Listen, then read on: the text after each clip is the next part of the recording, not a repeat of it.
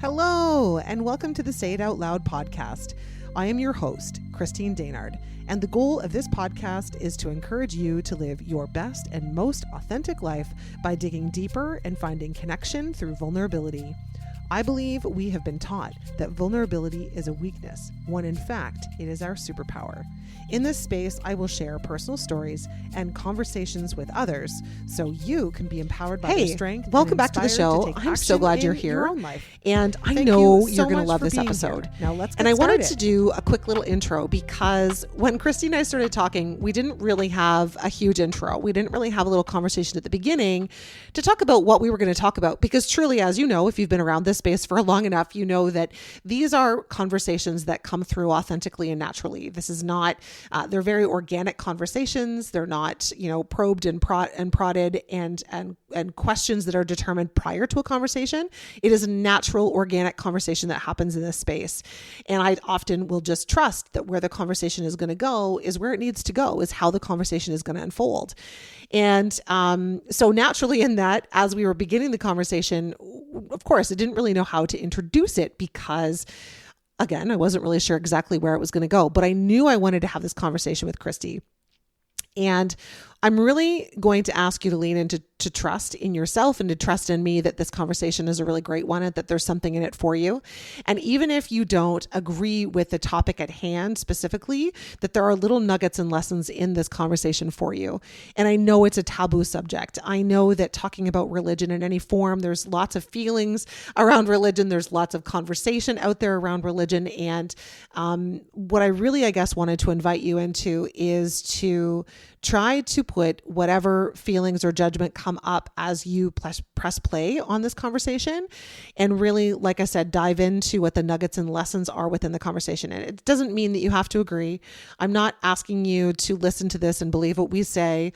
I'm asking you to open your heart and mind to what this conversation is because I think it's a really profound conversation. I think it's a really great opportunity for us to expand our hearts and minds and that things are often not exactly as they seem.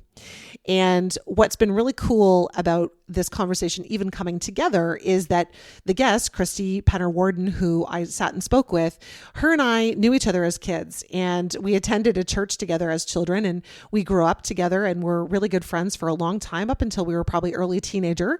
And for different reasons, both of us left the church as we were teenagers. And I can say that for me, there were a number of reasons attached to that. And I never went back to the church. And I had a lot of feelings about, church and God and what it meant and refused to call myself a Christian anymore. I kept leaning on calling myself somebody who is spiritual, which I really connect with. And for me, it just feels so non-denominational. It's like what I found in religion or in the institution of church was that it was like our religion is right and theirs is wrong, which I immediately, had some questions about because, if God is love and if God is all these great things, then why are we questioning, what our version is, what their version is? Isn't there just one version? Like, isn't love just love? So I never really reconnected with that. And it's taken me a good part of my adult life to reconcile how I felt about, the church or even just the church I attended when I was a kid and what that looked like and how it was structured and who the people were and who were sort of like pulling the strings. And it left a really bad taste in my mouth. And I'm here to say that I no longer feel that way. I do feel like, and as we actually speak about in this conversation, that the intentions were not bad in this experience that we had, but that there was a lot of pain and hurt inside of it that wasn't recognized by the people that were probably running, this organization. And it left a lot of people. And I feel like a lot of people today have a lot of questions about religion. And I have a lot of conversations with people where we're talking about how, they don't believe in God or they don't believe in the church or they're not Christians anymore. They were when they were younger, but not anymore. And that the church has really brought up a lot of not so great feelings in them. They don't feel good in the church. And interestingly enough, this is exactly why Christy and I are having this conversation. And so I want to invite you into it because there's so much more than just like, the peripheral conversation or the topic of this conversation that exists in this episode. There's so much more depth to it. And there are little nuggets in it that are for everyone if you're willing to pick them up. This is not a place and never has been a space where any conversation is ever forced on you. And it's not a place where, we want to convince you of anything, but simply to listen to this conversation with an open heart. I ask that a lot in these conversations because the reason it's called the Say It Out Loud podcast is because we are talking about things that people are afraid to say out loud. We're talking about things that people don't talk about and that we've been shamed or guilted of talking about. And so this is a space where we do it. So whether you agree or not with the topic and or the conversation that is had or some of the, the aspects that we speak to or that, Christie is really representing in this conversation, I just want to ask you to check yourself before you walk into it. And I invite you with open arms to embrace it in whatever way feels good for you. And if it's for you, amazing. If you find something in it that is a little nugget of inspiration for you or something you haven't considered before, amazing. That's what this space is all about. And if you choose to turn it off and tune out and it's not for you at all, I respect and honor that too. But I do ask that you come into this conversation with an open heart because it is such a beautiful conversation. And we sort of like touch on in little parts that, where we met was in the church and how we met was in the church, but we didn't really get to speaking to that a little bit. So I really just wanted to give this a preface that Christy and I have come together in this conversation after many years of not being in the same room together. And although we keep tabs on each other's lives to some degree through social media, we haven't really been connected like we were when we were kids. And there was something very familiar about my conversation with Christy and just her energy in the space and the strength that she has to follow her heart in what she is doing today. And it really warms me up inside that we've been able to have this conversation. And I really hope that it reaches your heart. So without further ado, I'm going to introduce the conversation and you'll have to let us know your thoughts and your feelings and or your little nuggets that you pick up as you listen. So here it is. I'm going to introduce Christie Penner Worden, youth pastor, author of one of probably our generation's most important books. And I invite you to listen. All right. Enjoy. I'll see you on the other side. Christie, would you mind, first of all, thank you so much for being here. I'm so glad to be here. And can you tell our listeners a little about you and why you chose to come and chat with me on the podcast today? Well, thank you for having me. I think probably the first inkling in my body when I saw your invitation on social media was just that it's called Say It Out Loud. And I was like, oh, what? I do that all the time. I say so many things out loud. And in fact, to your point about being raised in religiosity, not being able or permitted or allowed or invited, for that matter, to say things out loud was the very reason I got kicked out of church, because I happened to speak up. And I went on to do, well, I call it a party trick degree. I did my degree in classical voice performance, so opera, basically, which is it's just a great party trick now. But when I look back on that, I think like my actual degree, my diploma says a Bachelor of Music in Voice Performance. And I think that has always been who I was always going to be. I was always going to use my voice. And even to the tune of being uninvited and disqualified from access to things because of speaking up. I think the damage of that, of using your voice, of not realizing that I wasn't welcome to speak up, learning only after the fact, the damage is I was led to believe that I was the problem, that there was something wrong with me. I'm not one of those people that grew up thinking I'm not enough. I'm one of those people that grew up believing I'm too much. That if I ever let my full self out in a room, I would have no friends at all. No one would want the fullness. And, you know, I just believe that we all have sharp edges that need to be sanded down. Mine are just on display because everything happens out loud for me. Yeah. I process out loud. I think out loud. I talk to myself. I sing in the car. Like my voice is quite busy throughout my days. I think my children would agree that a little less would be a welcome change. But I think that there has always been a purpose for my voice. it was only after I had my first child that I reacquainted myself with the voice of the Spirit and this idea of mothering. I wasn't one of those girls growing up that thought I was going to get married, have kids, white picket fence. That wasn't where I was at. When I was in opera school, I just thought I would live out of a suitcase for most of my life because that's what you do as an artist. And so I had a lot to reconcile. Like, where did I think I was going? And why am I here? And how did I end up here? So I had a real conversation, like a Morgan Freeman style, like voice from the sky conversation with God on my 30th birthday. And my baby was 9 days old. So, every woman feels like $1 million 9 days after they've given birth for the first time. And I was very disappointed that this was how I was spending my 30th birthday. And I can imagine how icky that is to hear, because I don't feel terribly proud of those sentiments, but they were real. I loved being pregnant. I wanted to be pregnant. I chose to be pregnant. I wanted this child, but I wanted my birthday party.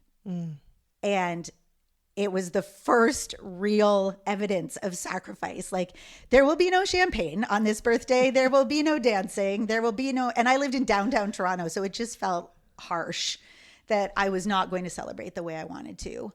I in that moment, in that conversation with God. And the question I asked that would change the rest of my life was, what have I done?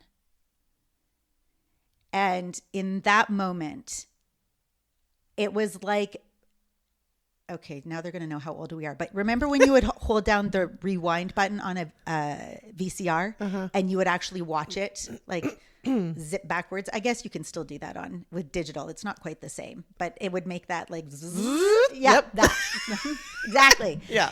It felt like that moment where I replayed every decision I had made up until this point, because it was like a raison d'etre moment where, like, what have I done? Like, how did I even end up a mom? Like, how would you want this for me? Why would you trust me with a baby? Why would you give me a baby? Like, and what really came out of it was my lack of deserving good things. That why am I getting good things? Because of all of the lies I had been told about my worth, about the value of my voice, about my permission to use my voice, about so many things that had come out of legalism, fundamental Christianity, and rubbing up against that all the time. So much so that I remembered in that moment the first time I ever prayed. So I'm having this like rewind button conversation with God. And I remember I was 5 years old, kneeling beside the bed, because every storybook that's Christian from the 70s, 60s, 80s, you're in a white lacy nightgown with a high collar and puff sleeves. You're also blonde and blue-eyed. And you are kneeling beside your bed, and your hands are perfectly poised for prayer, because this is what prayer looks like. I literally have the vision in my head right now as you're describing this. I'm sure other people do too. Yes. I'm sorry. I should have given a trigger warning for that picture, that image. But I remember that was me. And I remember asking God why he would make me a girl if I wasn't useful in the church. And fighting against what I was being told about who I am versus knowing what I knew about how he made me, how God knit me together and had a purpose. Like, why would you make me mouthy? Why would you make me with big ideas? Why would you make me with things to say? Why would, if you created me to do good things and be good and be lovely and bring hope and love and joy and peace to the world, and you put me in this frame this way, why wouldn't you make me a boy? Because then I'd be allowed to be this way. And that was when I was 5. So fast forward now to 30 and holding a little girl. And now what? So Morgan Freeman, God, the voice. Gosh, so sorry, Morgan. I distinctly remember hearing, give me the next 10 years of your life, and I will give you a life you can't imagine for yourself. And 10 years when you're 30 is literally a third of your lifespan that I'm being asked to trust with no path.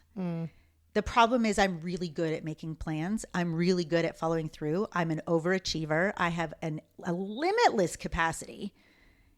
And I was being asked to surrender my own ideas. The only joy that brought me was the fact that I was lost for ideas in that moment. Didn't know how I got here. Didn't know how I ended up being allowed to be a mother, have a child, have a girl. Like, what was I going to do? And I just sort of gave in to that idea. Fast forward 9 years, my 39th birthday, I now have 3 kids. And I like to say I held God's feet to the fire. I'm not sure you can actually do that. I hope it makes God laugh and laugh and laugh to hear me say such a ridiculous thing. But on that birthday, I remember saying, you have 1 year to make good on your promise. You have 1 year left. And so anything that looked remotely like goodness, anything that looked like a way of sharing God's love with the world, a way of bettering the lives of others, caring for others, anything that looked like what I thought would be Jesus-y in me, would make me a contributor to the goodness in the world, I chased it down for a whole year. And I would just say, God, if it's an open door, I will walk through it. And I remember realizing one day that God isn't in the business of doorknobs. He doesn't trade doorknobs with us, meaning he doesn't open and close doors. God doesn't open and close doors. God doesn't stand on the other side of a door and say, I'm over here. God is with you. So even if you walk through the wrong door, you get to take the Spirit of the living God with you. And 39, and this is hitting me where I'm like, wait a second. So all those times we're like, God, just open the door. Like when we pray that, and God is looking at us going, open it yourself. I made you capable. I made you smart. I made you imaginative and curious. Open the door.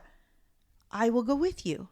I will never leave you or forsake you. All those verses all in scripture all of a sudden started to make sense. I was like, oh, well, crap. That means I'm going to have options. And it hadn't occurred to me that I would have options. It occurred to me that Morgan Freeman would tell me this is the way because I gave 10 years. Well, fast forward to a month and 4 days before my 40th birthday. And I sat down for the first time at a desk in a church as the new kids ministry director for a community that I didn't know. And it was this wild ride of applying for a job that had been taken down. The posting was closed. I found it. I'm a geek enough that I knew how to find a job posting that had already been taken off the website.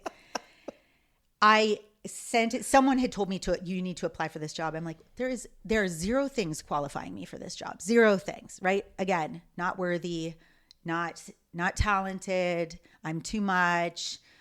I'm a woman in the church. This is a terrible idea. And this particular friend said, well, if you don't give them your name, I'm going to give them your name. Now, the only thing worse than taking a risk as a bold personality is someone else taking the risk on your behalf. Yeah, I can attest to that. That is absolutely true. You will not speak for me. Okay, that's the button you can't push. You don't get to say it for me. 100%. So I very quickly threw together what was a CV to go over to this particular church. And I got an email back no more than 10 minutes later saying, had we received your package, even 10 minutes later, I would not feel that I could open it because we're just about to head into the hiring meeting. It's now sitting on the printer. I'll pick it up on my way into the meeting. I'll talk to you later.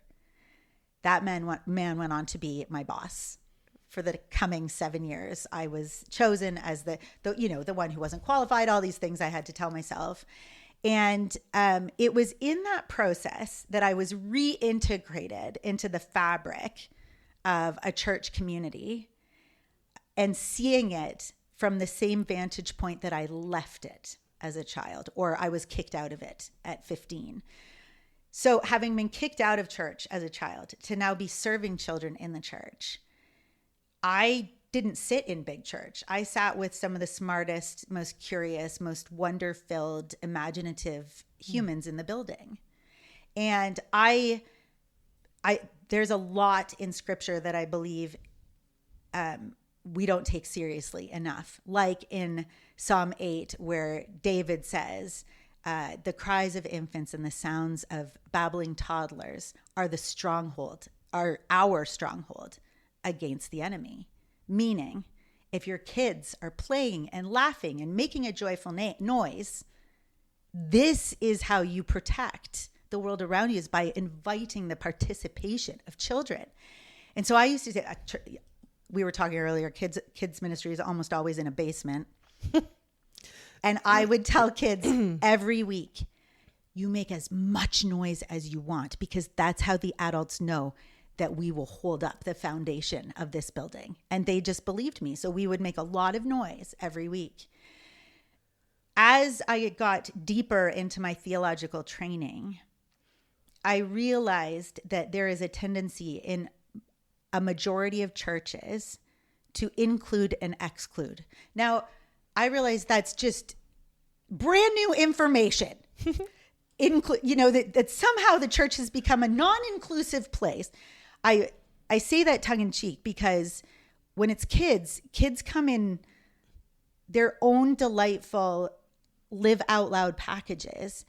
And I realized I had the privilege of serving these kids before anybody told them they were too much.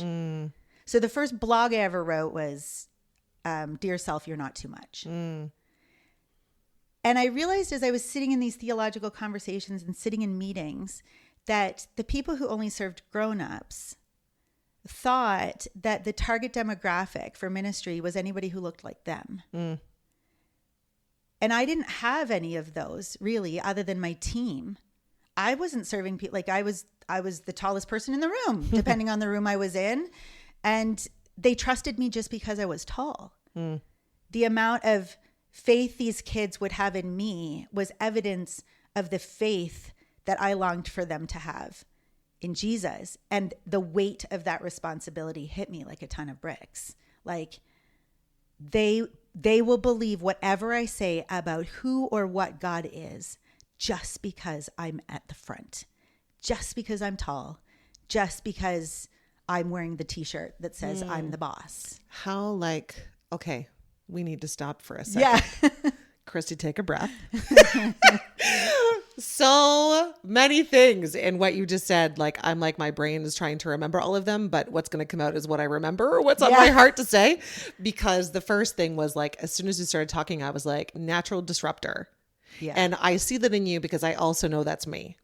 And we have a lot of similarities in our personalities in the way that we work with the world. We may do things slightly differently, but we have a very similar kind of draw and pull to use our voices in whatever way to help people be the better version of themselves, to help them be loved and love, to help them, in your case, see God and love God and understand, that relationship and what he's here to help them with, right? How he can guide them.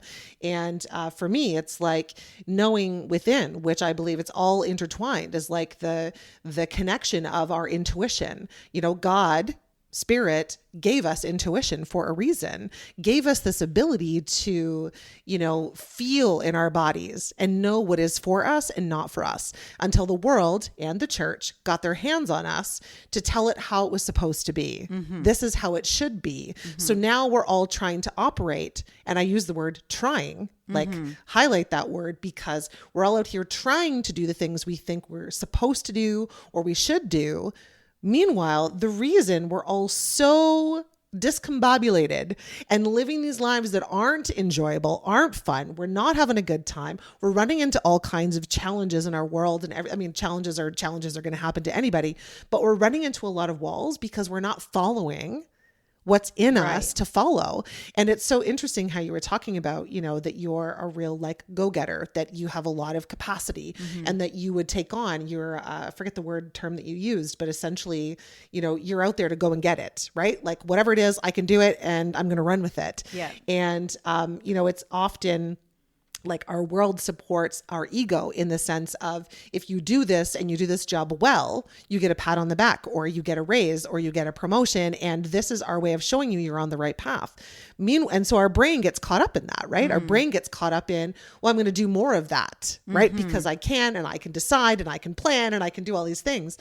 But truly, our bodies are so entwined, and that intuitive nature in us is so connected to God, because our purpose is far greater than whatever we think we're supposed to be doing by all this lesson that is happening in the world, in the church, and in the workplace. It's everywhere, right? It's not just the church. Yeah. But of course, that's our first experience with it.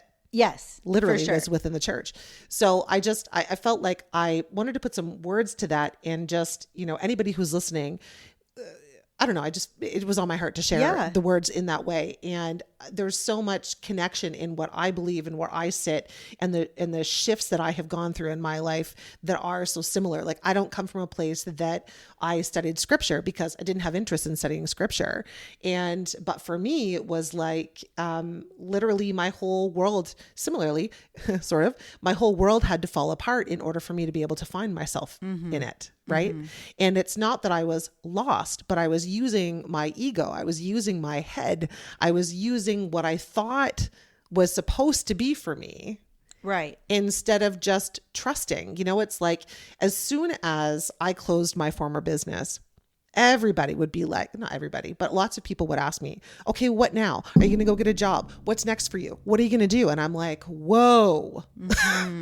Everything in my body right now is telling me to just sit down and grieve it.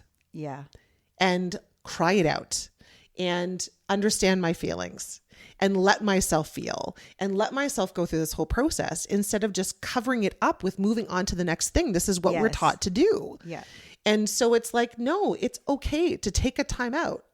And similar to what you were describing about how, your voice from above that was sharing with you. I have like totally something in my eye here. I don't know. So if I'm looking at you funny, it's not you. It's my eye has got this weird, like, anyway, where was I going with all of that? I don't even know where I was going. The voice. I still don't know where I was going. The thought has like, it's gone. Yeah. It's gone. It's in your eye. It is. It's literally in my eye. I think though, ultimately it's like, I was being asked to be quiet. I was being asked to take a seat out and just allow myself to observe not only what was going on around me, but observe myself. Yeah. And as much as my pull and draw, like I was saying, wasn't to go into similar, avenues that you have, it was to get more connected to myself, which I think in the world we're so distracted and so disconnected from who we are and why we're here, and following that intuitive guide in us, that we get lost in all of this stuff. And so taking that time out and surrendering, I think I'm kind of coming back to that point of, it's like, we're not encouraged to surrender to what God, Spirit, universe is encouraging us to do, because it's going to involve the gifts that we have, right? The way and the reason that we are here to help others. You allowed yourself to get curious. Well, and I think when we look at disruption, like that experience, that first prayer that I remember was disruptive. Like the first question I asked God was, yeah, but why? Yeah. Why wouldn't, like, it would be so much easier to be a boy to be wired this way. And I mean, you don't have to be in the church to know that. That's just patriarchy. Yeah. That's just misogyny. The church that we grew up in, I'll say, I think I can speak for both of us, had mastered the art of misogynistic patriarchy. Like, it was 100%. Like textbook definition, and had bathed that definition in the misinterpretation of ancient texts. And so what you were doing if you disrupted patriarchy was disobey God. Yeah, you were getting out of line. Yes. And there are eternal consequences to that. So really, fear-mongering. The basis of faith formation was fear-mongering. The first time I realized that I might be a disruptor, I mean, my mom would say I was a minute and a half old probably, but the first time I realized that I was going to have some disruptive experiences was, I believe I heard from Spirit at 12 and was told, I was sitting in a pew at that church, and someone told a great story about nobody needs a flashlight in a brightly lit room. We're called to be a flashlight in dim places where there is no light. And I loved the storytelling of it was a guest preacher, and I loved the command they had of the room. And it might have been that partly, it might have been that because I was already in performance. I was already competing in piano and voice and all kinds of, I was already a performer. And so that command of the room and the power of story was so compelling. And I remember saying to my mom, I'm going to be a pastor when I grow up. And she said, okay, you just can't do that here. And I don't remember what came after that part of the conversation, but I remember that was just it just dangled there. Oh, right, women. Oh, right. What was I thinking? And that got shoved in a box way into the recesses of my memory that wasn't reawakened until I was fully credentialed as a pastor, literally 30 years later. And I had a dream the night I finished my 47-page single-spaced thesis on all the things, all the things that the denomination wanted me to answer for my credentials, it was a good exercise, a theological exercise. God gave me back the dream and reminded me of that moment when I slept that night. And I remembered that, you needed 10 years to call me back to who you made me to be in the first place, because I had forgotten. And so I said that to God. Oh, that's why you needed 10 years. And God said, no, I didn't need the 10 years. You did. And I realized how kind and patient God had to be. That it wasn't, this is what I told you to be. Why aren't you doing it yet? Yeah. There was no punitive nature. There was only mercy and grace and affection and redemption. And see, we got here. We took the long way. Not your fault. Let's keep going. Well, and not to mention that's the way we find our way. Yeah. Right? By looking for it. Literally. Yeah. And by trying, experimenting and doing different things and being curious and going to different places. And that's what's in us to do. Right. Anybody can learn to follow rules and just do what they're told. But what kind of a... I can't, actually. No. Of course, we balked at that. We were resisting that for a really young age. But, but the point is, that's how it's been designed, is follow this path, do this thing. It's what do you want to be when you grow up? Yeah. Here's your options, and then it's okay, you want to do that thing? Then this is your path. It's all decided. Yeah. And at the ripe old age of 13. Right. When you know everything, which is insane. Yeah. And it's I feel like there are so many, it's funny how at first I wanted to mention how it's funny how you decided from a really young age that you wanted to be a pastor and that you are currently in this vocation. This is what you're doing. And, I often talk about how when I speak to groups, when I get up on a stage or when I'm doing some of the things that I do, I refer to them as my sermons. And I just think it's kind of funny. And I joke around about, I used to be, because my mom was a pastor's kid too, right? So there's all these connections back to religion or back to God, back to that where it started from. But all sort of, I didn't really, I know that I made the connection with us. I know for me, and I feel like it sounds like for you too, is that those of us that are women that have voices, that feel strongly, that have this intuitive pull to encourage others to look in those dark corners, to encourage others to come out from the dark shadows and to be who they are, to celebrate who they are, to keep practicing and getting curious and getting out there and being their part in the world, because that's we're all made for that. Right. And you don't have to be quiet. Yeah, you were told for a long time to be quiet or to show up in a certain way, but it's no longer required, right? You were given an instruction guide when you were a kid. That instruction guide has gone into the fire. It's done. Yeah. We need to create our own path and create something new for ourselves. And I think that those of us that are disruptors, we're able to chart new pathways. It's kind of like when I was saying earlier, if we keep sitting in the same room with the same people and the same ideas, we don't get any further, right? It's not until we start seeing other people doing things differently, you becoming a female pastor, me becoming somebody who has sermons that are not in the church, right? And allowing other women, almost people, children, that like unwritten permission to be and do more, that we initially, when we got started, we didn't have that invitation. We didn't have that example. Yeah.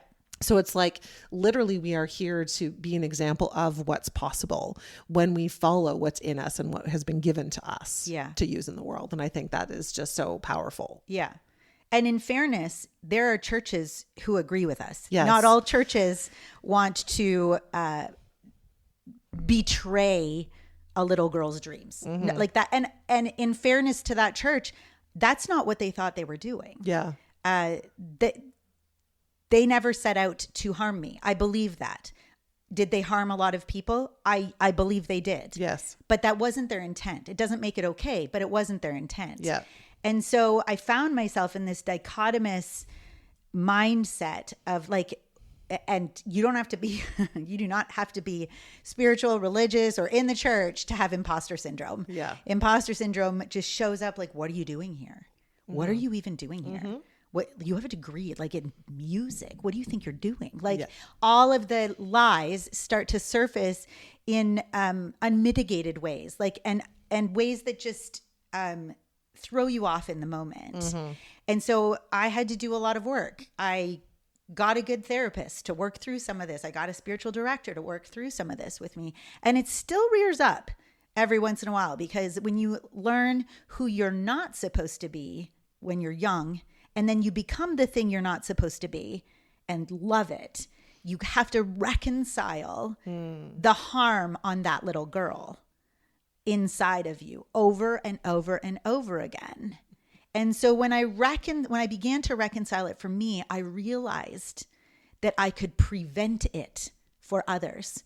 And so help me, it is not the little girls we have to teach alone that this is true. It's all kids. And then it's the grown-ups in the room.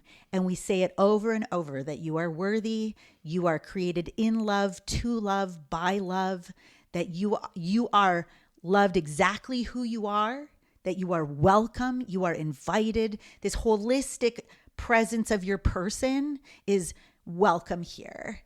The problem was, I realized even though I was in a somewhat equitable environment as far as male and female leadership, there were a lot of people groups missing from the church. And I hadn't probed that question until I realized that the grown-ups that talk amongst themselves and don't know there's a basement, they just assume the people who aren't like them aren't here. And the truth is, they're not.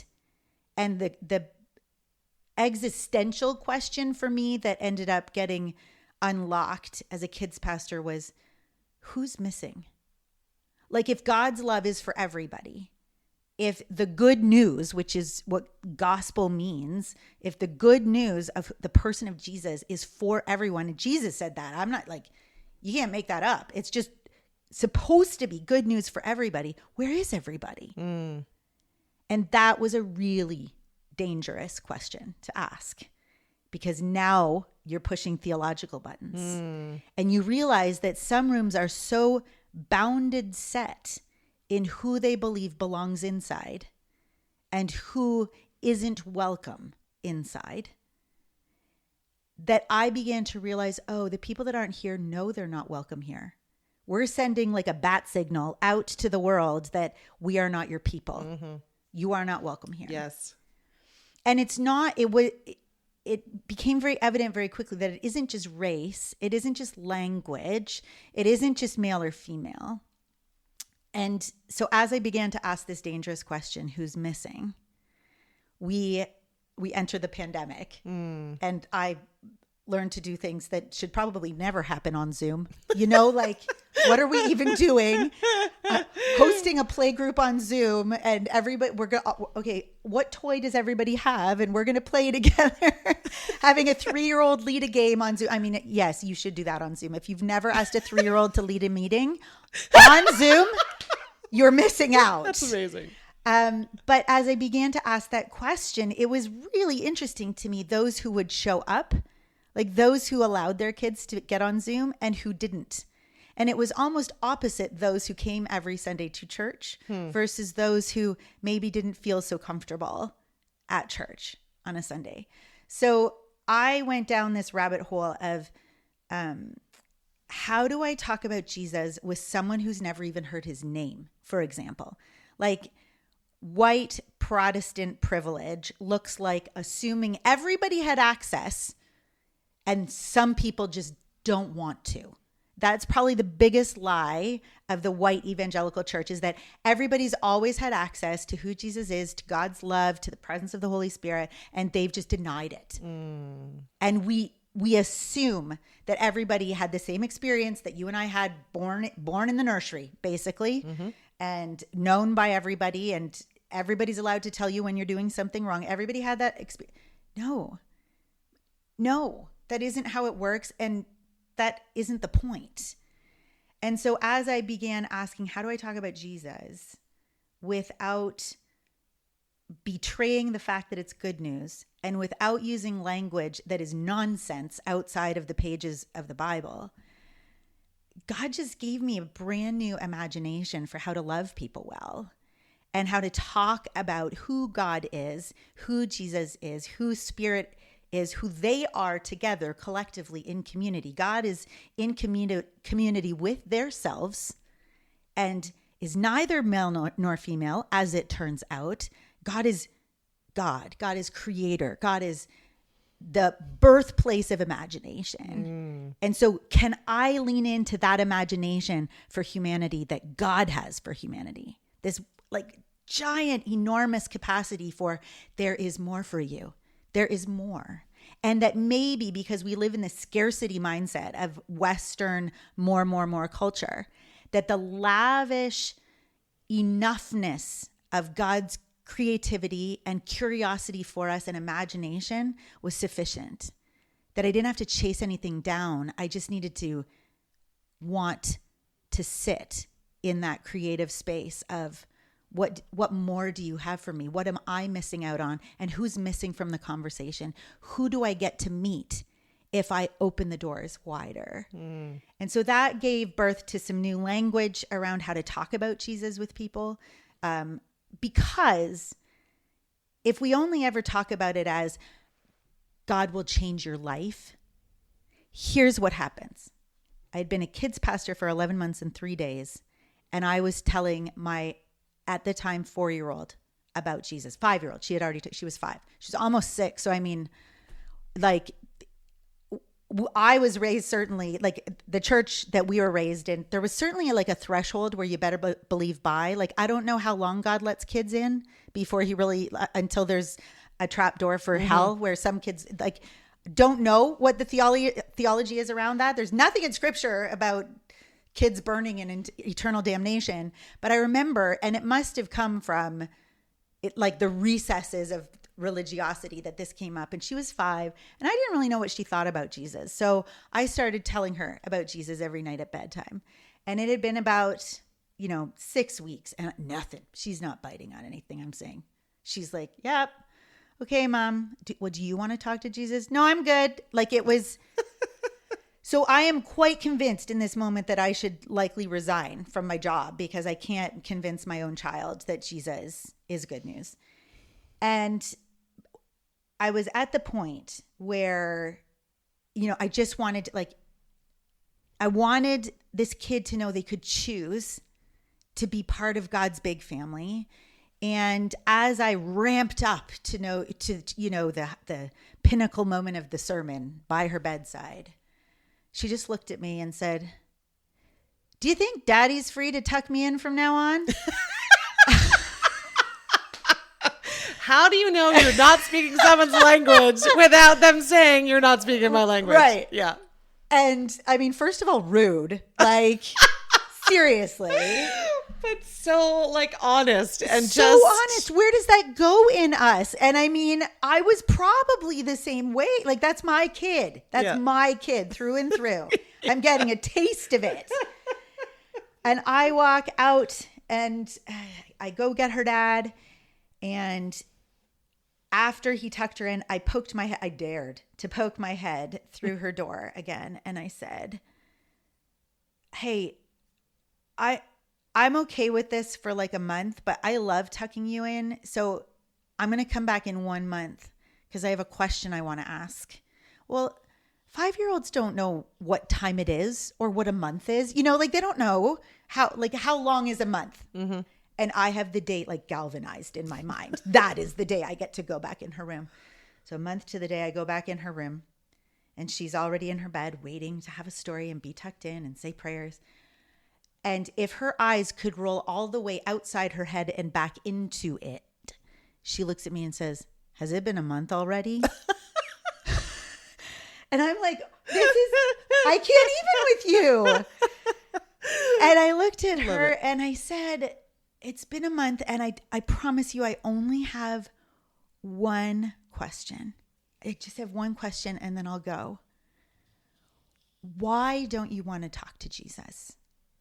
Because I realized over that month I had done something to make it uncompelling. And she said, oh, well, you said that God would make all things new if I chose to follow Jesus, that God would change everything. I don't want God to change anything. I like my house. I like my family. I like my toys. I like my bed.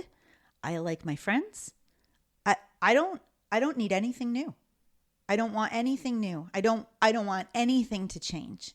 And if that's what happens, I don't want to talk to Jesus. And I was dumbfounded by the mistake I had made just in the word new. And I looked at her and I said, can I try again? Can I have a do-over? Can I tell you what I know about who Jesus is instead of what I think you need? I think I told you something I needed instead of something that you needed.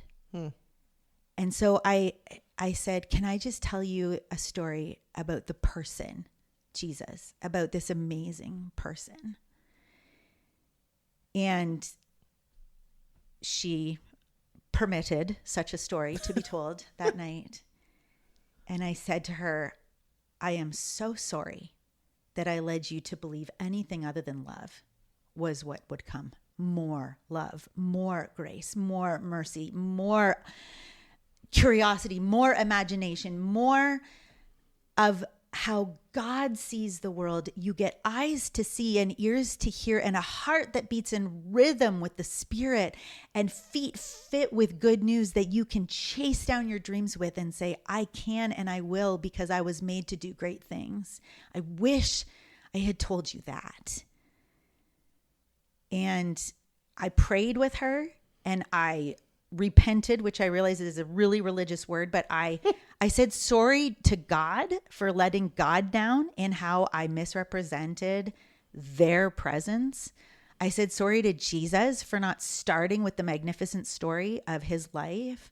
And I said sorry to Ellie for leading her to a place that she didn't want to go. And walked out of that room, bawled my face off because what had I done? And exhaled for the first time in a month. An hour later, she came into our room, which they're like, why are you out of bed? You know, like anybody who's had a toddler, that's that moment where you're like, oh. And that kid had every reason all the time, every day to get out of bed. Terrible sleeper. Definitely my kid. All the questions. Well, I was just wondering about, there's always a reason to get out of bed when you're 5 and curious. And she had clearly been crying. And she was never a crier. To the point that she broke and dislocated her elbow in one cartwheel, didn't even cry on the 3rd attempt to reset her elbow. Oh my God. This kid doesn't cry. Wow. And she had clearly been crying. And she came in, I said, what's wrong? And she curled up on my lap and she said, if that's the kind of love that God has for me, then I don't want to fall asleep without talking to Jesus. And I realized how simple it is to love people well and how complicated we've made it. And if I had done that to my own kid, who else's kids had I done that to in my job? And it became my job to share that with children. And I started writing a lot more about like, these are the words we're not going to use. These are the words we are going to use. These are the things we are going to say. These are the things we're never going to say. And it became this disruptive platform of how do we share the good news of Jesus without using the word sin? Because isn't that where we want to start all the time? You know why we want to start with sin? Because we're egocentric. Because we want to talk about ourselves and we want to point out, well, you did this and you did that and I have this and I have that. Therefore, you need what I have. That is essentially what people have done to Jesus for centuries. And do to each other all the time. And do to each other all the time. Doesn't even have to be in a spiritual context. And I realized, actually, I can just tell you about the marvel of the life of this man that lived, the marvel of a love that knows no limit. And it's a really good story. I don't have to talk about you at all. I don't have to talk about me. I can get out of the way, actually. And it's a way better story. And if we have an enemy, if there is a dark side, if there is someone thwarting God's goodness, causing chaos, war, evil in the world, well, now we're really disruptive. Because if there is an evil one, that evil one's plan is to disrupt the gospel. If I disrupt their story, there's nothing more powerful than aligning with the Spirit and saying, nah, we're only going after love. We're only going after goodness, kindness, gentleness, faithfulness, peace, joy. All of these gifts that are freely given from the Spirit, that's what we're going to chase down. And remarkably, it's enough. You can spend all your days chasing joy, and it can be enough. It can be enough. And so as I began to recognize the language that prohibits free entry into the family of God, it caused a disruption in me, which led me to talk about identity. And there is no greater commodification for this generation of kids and youth than how identity has been commodified as something that you need to figure out, as something you need to claim, as something you need to name, as something you need to make a decision about. And that's just everywhere. And today's generation, their worldview is fully formed by 13. We were adults when our worldview was formed because of all the things, all the reasons. A worldview for Gen Alpha is formed by 13. So imagine trying to sort out your identity with a 13-year-old worldview while you're in the wild, wild west of biology, meaning puberty. You know, nobody knows when puberty starts or how it ends. It's just like, it's this thing that happens and you don't get a vote. You don't get a say and you don't get to decide. And then you add all the people groups to that are fighting against oppression because of how their bodies, how their brains, how their beliefs, how their views rub up against the world in which they're being raised. And I just want them to know that you are welcome here. That's a disruptive message in most churches. So I went on an exploration journey with God about why do we say we need Jesus? Because the church will tell you, you need Jesus. You need Jesus. For what? Well, depends on where you are, but the forgiveness of sins, sanctification, atonement, all these words that are, just gibberish, really. I was going to say, don't have meaning to a lot of people. Right. And really aren't the gateway to joy, love, peace. No, and it's overcomplicated. It's hyper complicated, and the hoops you have to jump through to get to any of those things are determined on the room you're in. Well, and that this is what has also lined people up to aspire for perfection. Yes. It's like we have to do it perfectly, or if I'm going to change and I don't get it right the first time, then I'm clearly not enough. I clearly can't do it. I'm going to stop trying because it's not for me. No, actually. Yeah. Like when you consider the length of time that you're describing, and how you went from making a decision, giving the 10 years, and then coming to this new decision, like everything that we do that is new, everything that we are trying to discover and get curious about takes time. Oh. And like for us to practice new things, new ideas, like I want to raise up out of the conversation that the parts that you were just sharing about how when you were speaking with your daughter about God and clearly weren't getting through to her. And there was probably some frustration in that, like, what am I doing wrong? But the simple fact that you went inward and asked yourself some questions, like this, that is love, because you were searching and curious for a better way to connect with her about something that you really wanted to share with her. And it's her choice whether or not she accepts what you share, right?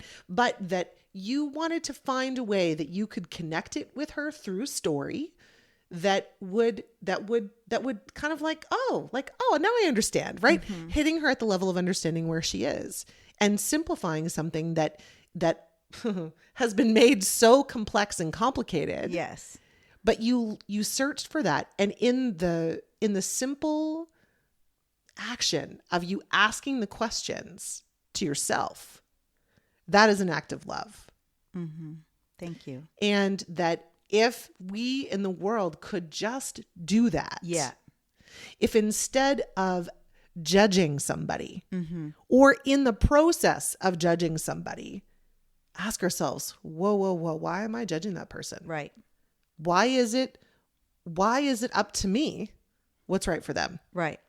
Why is it allowed that I can judge them for what it is they choose, whether it's what they wear or how they present themselves in the world or what they call themselves or what place they fit into, what room feels best for them? It doesn't fucking matter. No, it really doesn't. Right? So it's like those questions. And like, to me, as I was saying before, I may not lean into the gospel the same way, but I follow my heart. That is literally, I have learned how to love myself. And as a result, as I love myself and I can build healthy boundaries for myself and I can create better spaces that I can experience more joy. Yeah. I'm able to open up more spaces for other people who go, whoa, like I see you doing this differently. How do I do that? Right. Well, actually, if you just love you and accept you for who you are and then follow what's in you to do that feels right for you, instead of constantly trying to match everything out here, looking out here for anything that's for you. Right. Your answers aren't there. Right. Your answers are right here. Yeah. It's all in us. And, really at the end of the day, no matter what we believe, whether we believe in God and the gospel, or whether we believe in the universe or spirit, or we believe in whatever it is, when all of those things connect for me, it's like they all connect to love. Yeah. They all connect to leaning into a greater power, to understanding that we're not in control here. Right. Right? We're not supposed to be in control. We're just here to float about and be like, oh, that feels good. Okay. Right. I want to do more of that. Okay, nope, that's not for me. I'm going to move over here. Or I tried this and now I know that's not for me. So I'm going to go over here. Yeah. Like the trial and error, that's living. Yeah. And when we come back to love in everything, Yep. I mean, maybe it's utopia to think that if we all just learned how to love, right? I mean, is that even realistic? I don't know. Of course, there's going to be skeptics and people who don't want to get on board and whatever. But like the truth is that we can live much more simply and much more happily, right, when we surrender the control of everything and the judgment and just simply always come back to love and ask ourselves those kinds of questions. Right. And in scripture, it says God is love. Mm-hmm. And so I began to look at scripture differently. Like, I think there was a hangover of how you're supposed to read scripture, or which version you're supposed to read, or which order, or what you're supposed to get out of it. Like, even the chapter headings, those are human constructs. Those are modern human constructs that, when Paul sat down to write a letter to his friends in Thessalonica, he didn't say chapter 1, verse 1. It was just a letter. Mm-hmm. He didn't know that we would be reading it all these years later. So the minute I can give Paul his humanity, even his inspired humanity in that, and I take out the pieces that have been inserted to actually make me see what someone wants me to see in scripture. I'll give you an example. The story of the prodigal son, the runaway son, the bad son. The word prodigal doesn't show up in scripture. It's not in there. It was added so that we would point to, don't be like that.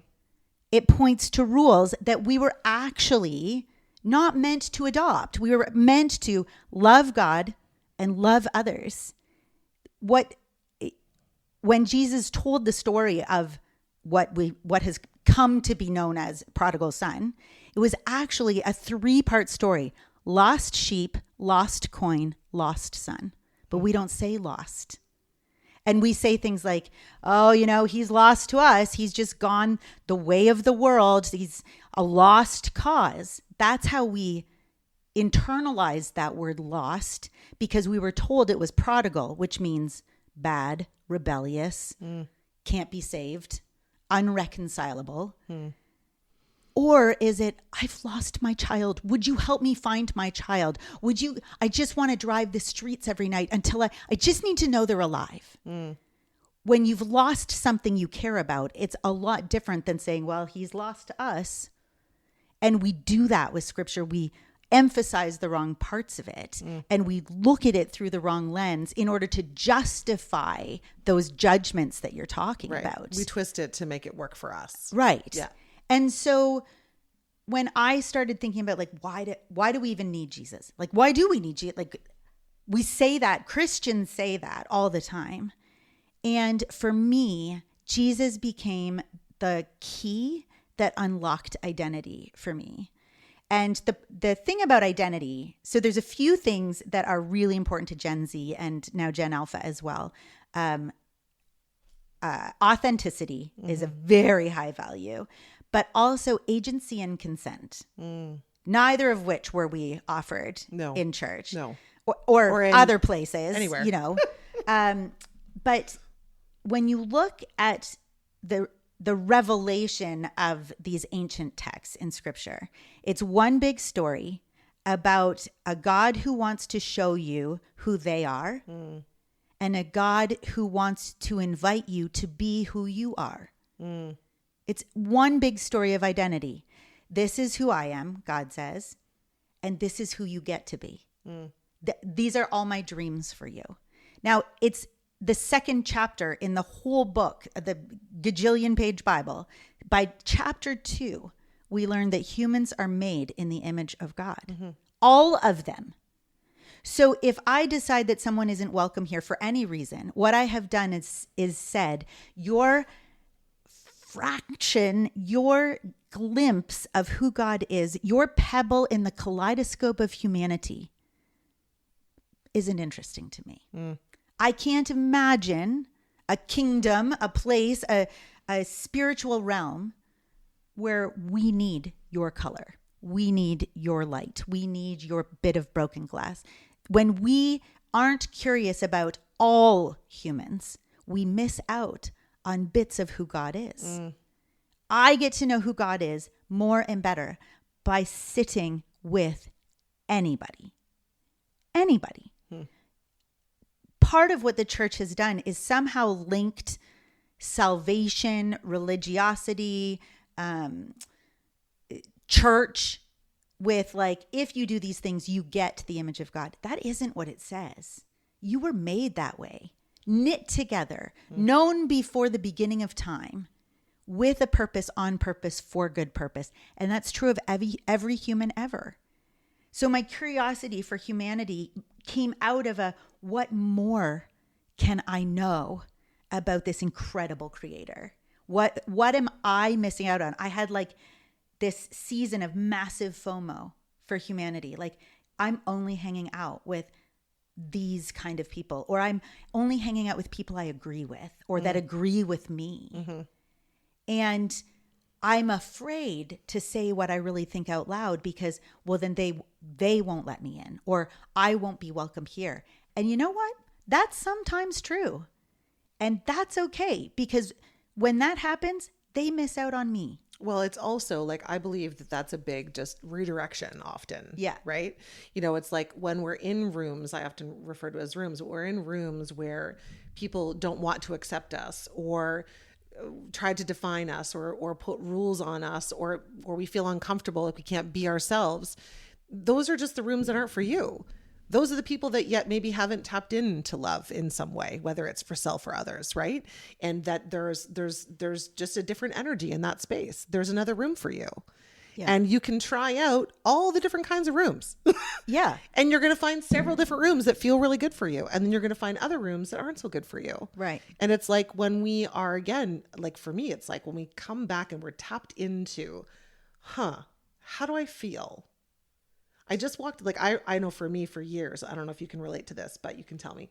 For years, I have like, from even a really young age, I can't even remember how young, but really young, walked into rooms and immediately I could walk in and be in a good mood and be fine. And I walk in and all of a sudden I feel all these things. Yeah.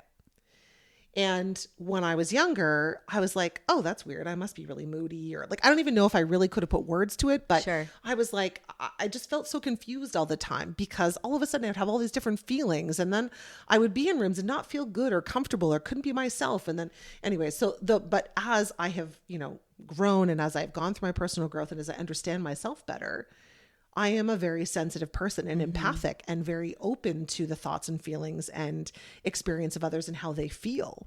And when I walk into a room, I'm literally feeling their energy. Right? Yeah. And so it's not, now I understand that it's not my energy, but it's like another language. Now I am like, oh, okay. So this is a room where these people are feeling these different things. And how can I show up in this room?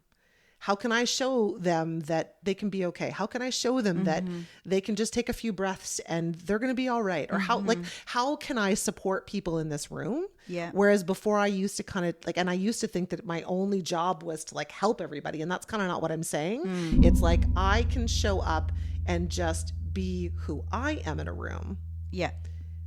And it will help to ease a lot of what these feelings are that I feel from other people. Does that make sense? Yeah. So it's like in my love for and curiosity for learning who I am and how I show up, and that when I show up in all of my full color and I allow myself to, throw the rules out the window and just be who I am, I all of a sudden give permission to all these people in the room who might show up initially as really like, they're questioning, they're wondering, who is this girl? This isn't right. These aren't the rules. You can't do it like that. Right. Like I feel all of that. Right.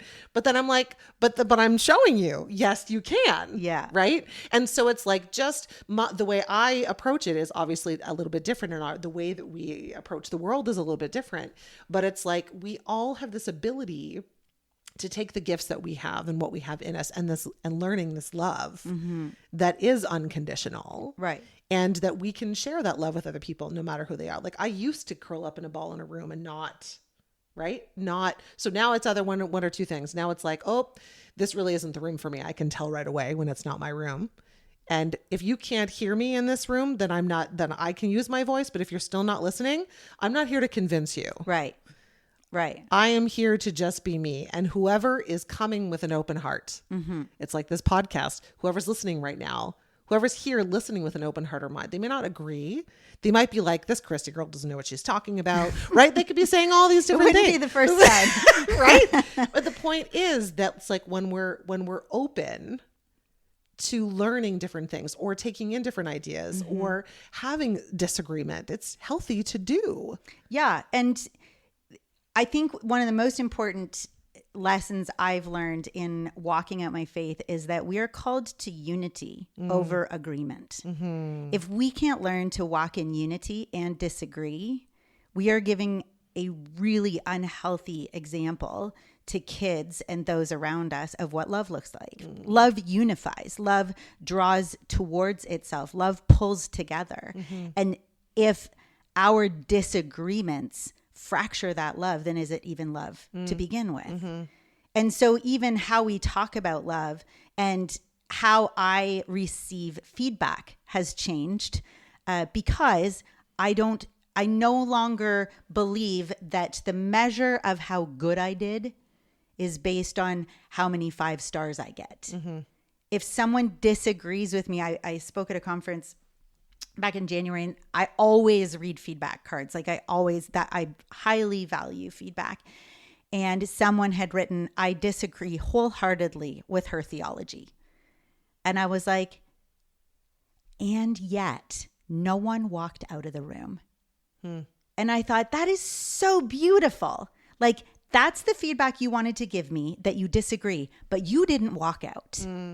Isn't that amazing that they sat through the whole thing and disagreed? I was just so proud of that person in that moment, that they're like, I'm not with you. I'm also polite. Going to sit here.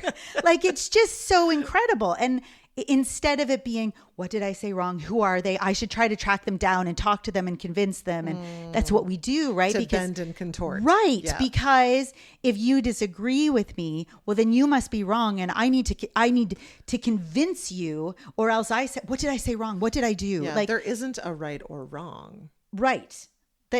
And I actually didn't get asked to speak to convince you of anything. Right. I got asked to share what I believe the Spirit had deposited in me for that moment and that time and place. And I am totally comfortable with you disagreeing with me.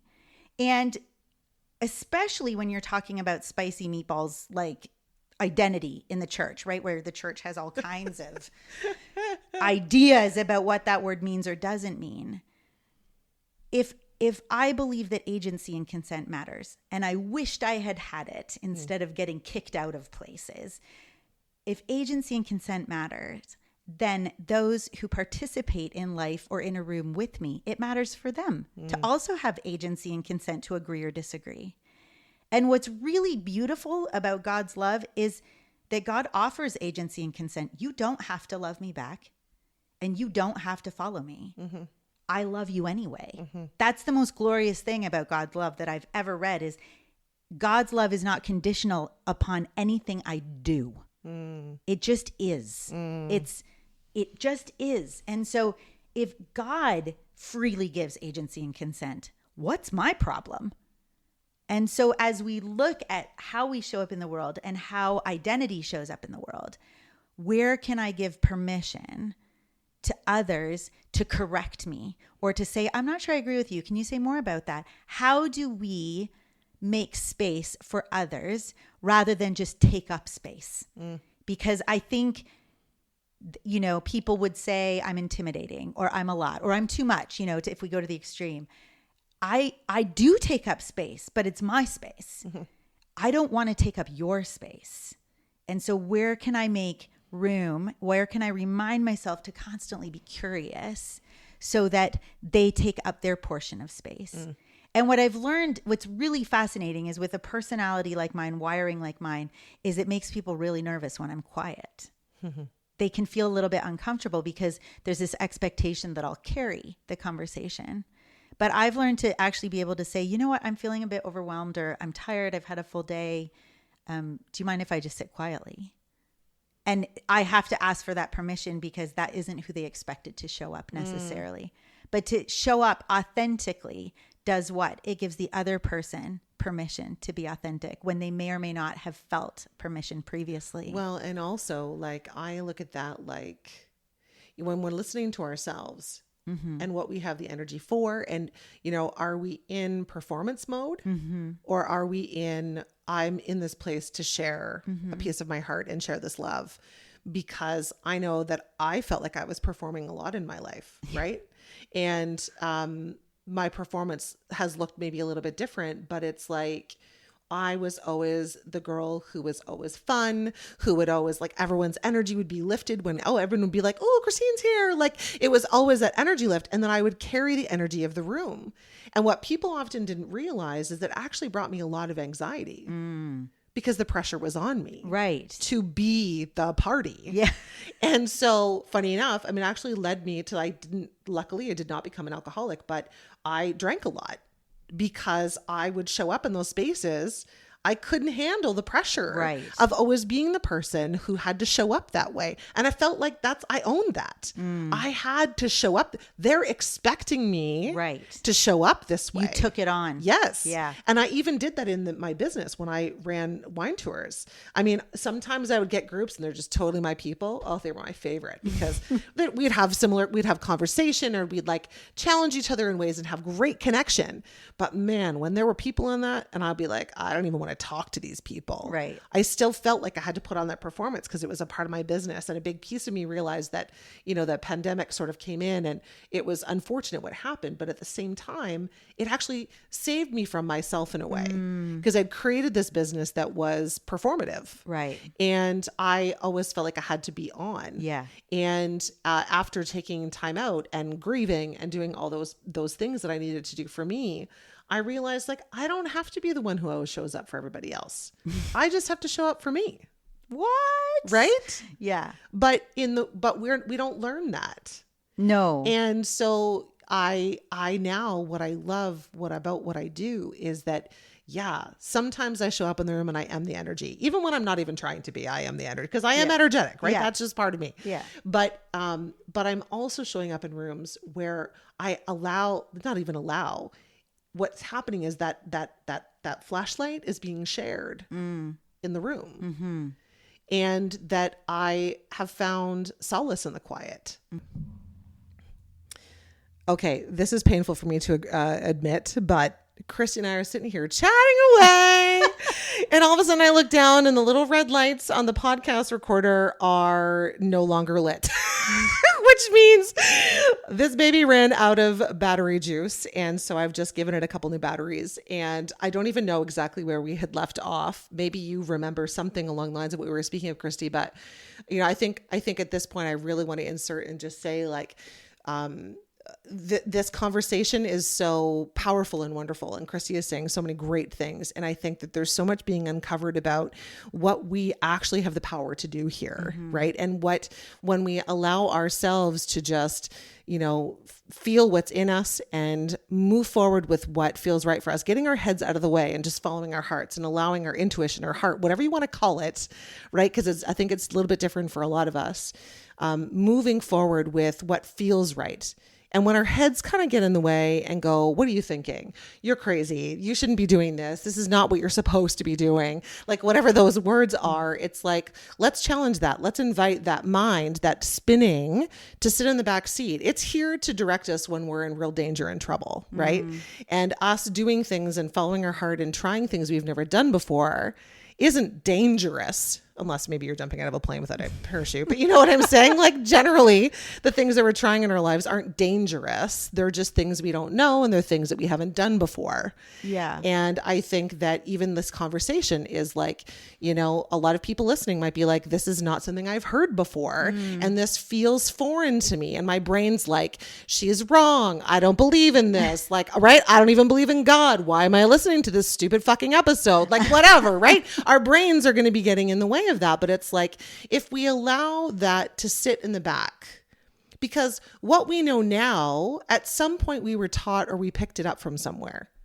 Yeah. Right. None of our ideas or thoughts are completely our own. Right. Right. So it's like they've all come from somewhere else. So if at some point you have picked up a belief or an idea or a system that is in your mind and you're now questioning what you're hearing or questioning what this experience is, well, maybe it's here to show you something. Maybe it's here to teach you something. And maybe it will become a part of what you newly believe about you, or what is possible for you, or what's possible to have a conversation about because we're doing it and you're listening, right? Yeah. Does that make sense what I'm saying? It's like, yeah. And I think part of the problem is we don't trust each other. It's true. In general, it's very hard to have a trusting and fully submitted, a mutualistic relationship with someone. Especially, if you're speaking and there's an audience, this is a manufactured relationship. And so trust is really hard to come by. And there's a lot of cynicism in the world. And so I've found that what I have needed, especially when I didn't trust that the good things happening, or the good things, the beauty that was unlocking in my brain as I chose to lean into the things I was learning, I would question, like, well, surely someone's already doing this. Surely someone's already saying this. I mean, I'm not that smart. I'm not, like, I don't know why I'm getting these opportunities. I don't know why people are doing. And then this, like, fear of, they've given me this trust, and what if I'm terrible? Mm-hmm. And what I've had to learn to do, which was even harder than trusting myself, was trusting that all the people that have been assembled around me in my life agreed with each other about who I am and the value I bring and the imagination I have, the unique voice that I've been asked to steward in my body for the sake of others and myself, for the sake of my own kids, refining my voice for the sake of my own kids, refining my voice for the sake of not self-harm, like not self-harming, not self-injuring by over-speaking or under-speaking. Like I said too much or I didn't say enough. And the toil you live with in those moments of just like, maybe, like slow your roll and trust that what you have to say is worthy of being said. And there's like this, like you say, intuition or instinct that I get in my body when something needs to be said. That's where disruption is required. Mm-hmm. And so many times I fight that instinct because I don't want to be that person again. And then I remind myself, or I'm reminded by those who love me well, yeah, but that's who you were made to be. And we all expect you to do it because we're not made to do that thing. And I realize that discomfort with being the disruptor, if I don't raise my voice or I don't say the thing that drops into my spirit to say, I might actually be letting someone else down. Just like when my friend, who's super encouraging, she lives in the UK, I wake up to texts from her because they're 5 hours ahead. And it'll just be like, I was reminded of something you said today. And I have the courage to do something new because you told me I could. And little things like that where you realize the power of your words to help or harm, like the power you have as a person with a voice. And so then you begin to steward it with a different measure of responsibility. I don't get to just speak up and be noisy because I'm a big mouth. I mean, there are seasons, but it isn't a get to just because I'm extroverted, I'm a verbal processor. That's not my right. It's my privilege to steward that gift. And it can help or it can harm.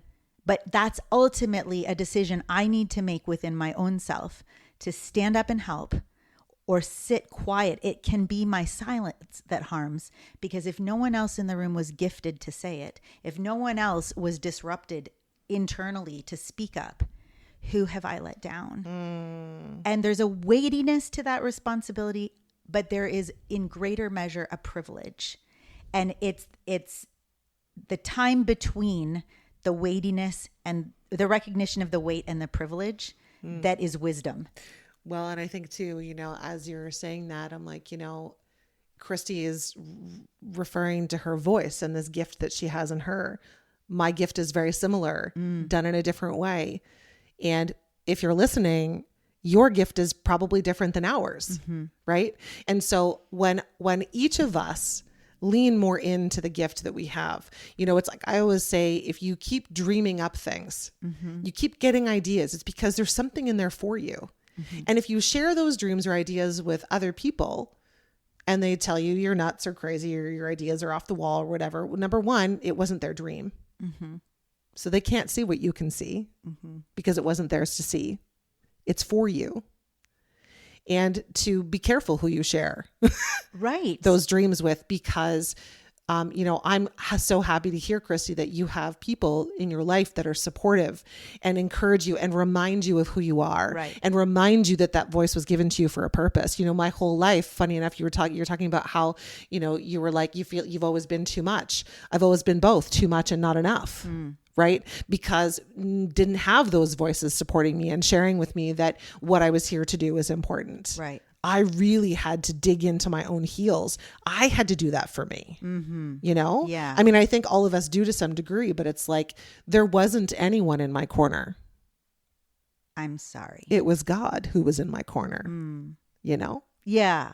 And so I say that though, because for those listening, you know, it's one thing to hear somebody speak and who is so passionately connected to the gifts that you have and what it is that you're here to share with the world. And other people sometimes is that whole imposter syndrome. Other people will listen and think, oh, well, but she can do that, but that's not for me. That's right. And Yeah, okay, maybe speaking out loud isn't for somebody else, and maybe it is. And just because Christie sits here today and is speaking the way that she speaks, does not mean that your gift is any less important. I actually need other gifts to show up in the room. Yes, right. Because I don't have them. Right. When we begin to recognize that you're not too much or not enough, you're just the full measure of who you are. Yes. Then you get to rightly see the full measure of others as well. And what you miss out on in them, if they don't show up to the room. My curiosity for why in the world I would be wired this way, because there's pain attached to speaking up. There's pain attached to even speaking up and going too far, right? Because now it lives outside of your body and well, I didn't mean it like that, or, oh, I'm so sorry. Like, there's apologies to be made when you use your voice inappropriately or in a passionate way that injures. You know, your silence can also injure. There are ways that the voice needs to be disciplined, I would say, and that there's a discipline in how I live my life that gives me the confidence to use my voice. But I want to know what each person brings to the table. When I was studying, team leadership, just some of the work that I do, and there is a big group of people that would believe compromise is how we move forward together. But research shows that collaboration is how we move forward together. And compromise is like the half of two squares makes one square. But like I have to give up something in order to be a part of something. Yes. Which is not true. Right. And the part you give up might actually be the part we need. Right. Because you just never tabled it. Right. Because we all have to compromise. Collaboration is we all bring everything to the table and choose the very best of the sum total. And it's like this beautiful thing that can't exist without the fullness of all people collaborating in unity. Even if they don't agree with all the parts, they don't need to, because they're going to pick the best parts and allow the gifts to reveal that. And when you were talking about not having people, that it was you and God, like you had to dig your own heels in, I said sorry, because I think, like, I don't mean you and me, but we, whether it's women, whether it's social groups, I don't think we pay attention enough to who might have a need and where I can give something up for the sake of someone else. And this idea that we can pull together a community that supports us. Support also looks like disagreement. Support also looks like refinement. And so when I look at the people who elevate me, who make me stronger, who grow me, like they're like fertilizer to my voice, they are both yes and people and yeah but people. And I read a great book years ago called Hatch. It's by C. McNair Wilson. He was a Disney Imagineer. And he talks about be careful who you invite to which room. Is this a yes and conversation where you need dreams to flourish? You need the wildly outlandish. You need the fullness of collaboration before you invite the wisdom of the yeah but. Because the yeah but isn't a dream killer necessarily. It could be wisdom. It could be discernment. It could be longevity. Like, well, actually, we did try that 3 years ago, and here's why it didn't work. So if you do that, maybe do this and this, not that and but that. The but is in a supportive way. That's right. Because not in a you can't do that because yeah. And knowing who your yes and people that give spark to that imagination and curiosity and how big can it be? Those people really matter. they're going to be terrible decision makers because if they can dream of more and you can dream of more, there's always more. You'll never be done dreaming. But if you're actually trying to accomplish something, you have to invite in those trusted yeah, but people. And so I think that's, that's the risk with cancel culture, where we just stop following people we disagree with. Now, I think some people shouldn't be followed. I think there's a lot of evil in the world and terrible things happening and terrible things being said. But following people who are bright and smart, articulate, who articulate their ideas, even if you don't agree with them, but you listen for how they're talking, like, well, that's an interesting way of positioning that particular idea. I think it makes us better, not in holding our ground, but in listening well for those fractals of light that we don't have without them in the world. So I think that's what's led me down this curious path of identity and how we use the word, the origin of the word, how we're allowed to use the word versus permissioned or not permissioned in certain spaces, certain cultures, certain religions. Like, what does it mean? And I think you must know what I mean when I say the word identity, but you might have a completely different definition for it. And so we're not even starting from the same place. Well, because we're all going to perceive based through the lens that we're peering in. Right. So based on whatever we've experienced, whatever we have gone through, we're seeing and experiencing things with that lens. Right. Right. So oftentimes it's like, if you're going to share, if you're going to listen, it's like we just have to be open to like allowing what's coming out to land how it's going to land, because we're not in control about how it's going to be received. Right. Exactly. Right? Like this conversation. Yeah. Like, we don't know how it's going to be received. But the point is that there was an interest in us getting together to have this conversation in the first place, and like to what you were saying earlier, this is a big reason why my heart's been drawn to build a community, to bring women together and to help us like light each other up and lift each other and show each other what's possible, instead of always, because I've often heard the naysay, right? It's not possible for you. You can't do this. And I also believed it because I'd heard it so often. Right. So it's like, what if we could create spaces where we actually just shared love and encouraged and lifted each other up. And I think naturally some of that, competitive nature in us comes up. Right. So like sometimes we watch somebody else do something and we're like that jealousy comes up, or like those things come up in us. That's part of our humanness for those things to come up. They're never going to go away, but it allows us to go, okay, let me think about, or let me look at, why am I jealous? Right. Oh, they're doing something that I kind of dream of doing and I haven't done it yet. Or they're doing something and they're so courageous and I'm jealous because I don't have the courage to do what's on my heart to do yet. Right. Where is that coming from? And then how can you use that jealousy as your leverage?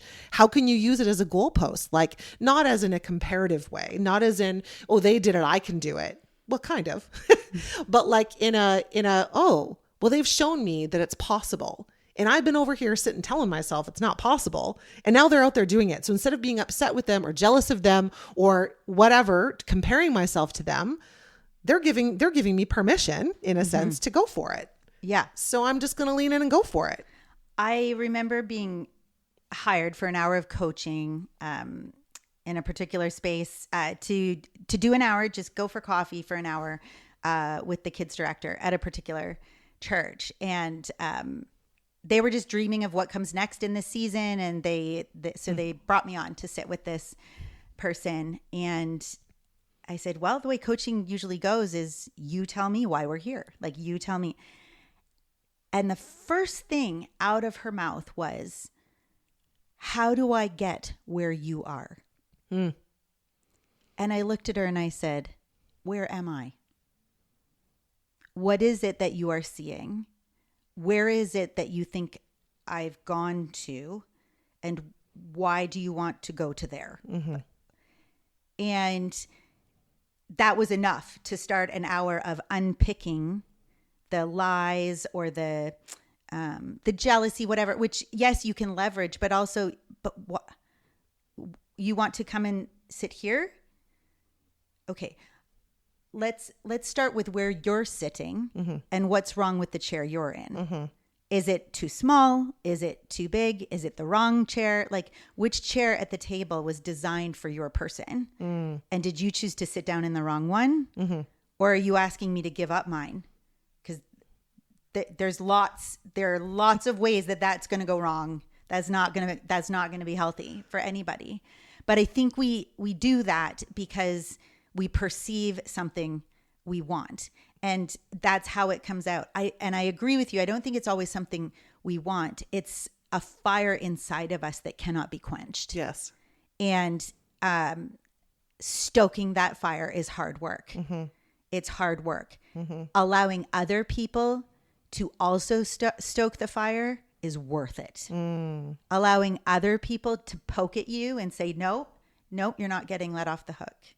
I was speaking at another conference just a couple of weeks ago, and someone, not a word of a lie, this is like less than a month ago, I was walking back to the hotel with one of the people that represents the organization I was there with, and he said, what was the most surprising thing about the conference? And I said, for me personally, and I said, I think it was just how well received I was and how people offered me compliments unsolicited. Like they just had words of encouragement for me. And we're walking. He stops and he said, what? I said, yeah, I guess, whenever I'm doing a new topic, I was speaking on new material. You just never know how it's going to land, I guess.